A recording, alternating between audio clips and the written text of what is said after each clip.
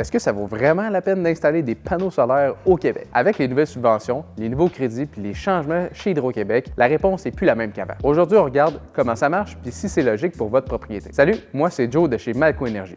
On est une entreprise québécoise œuvrant dans le domaine de l'électricité depuis 2016. On a commencé dans le commercial et dans l'industriel avec des projets de très grande envergure. Puis aujourd'hui, Malco Énergie met cette expertise-là au profit des propriétaires de maisons pour vous aider à comprendre les meilleures solutions d'autonomie énergétique. On veut permettre aux gens comme vous et moi de comprendre comment ça fonctionne tout ça. Les panneaux solaires. C'est un système qui produit votre propre énergie à cause du soleil. C'est une installation qui est soit au toit, soit sur une structure au sol. Ça alimente votre maison directement quand il fait soleil. C'est une façon simple de réduire votre facture et d'être un peu moins dépendant du réseau d'Hydro-Québec. Quand vos panneaux produisent, soit l'énergie est stockée dans des batteries à l'intérieur de votre maison, soit ça va directement alimenter votre maison tout simplement. Si jamais il y a un surplus, ça retourne directement sur le réseau d'Hydro-Québec, puis vous allez avoir un crédit applicable sur votre facture. Puis quand il n'y a pas de soleil, c'est Hydro qui prend le relais. C'est complètement automatique, il n'y a aucune gestion à faire. Les panneaux solaires fonctionnent avec un onduleur qui stabilise votre courant pour qu'il soit compatible avec votre maison. C'est important parce que ça protège vos appareils comme si ça provenait directement d'Hydro-Québec. Les panneaux solaires, il n'y a presque pas d'entretien à faire. Pas de pièces mobiles, pas de moteur, pas de pièces à lubrifier. Une inspection une fois par année, c'est recommandé, mais c'est tout. Vous produisez de l'électricité puis il n'y a rien à faire. Les panneaux peuvent fonctionner seuls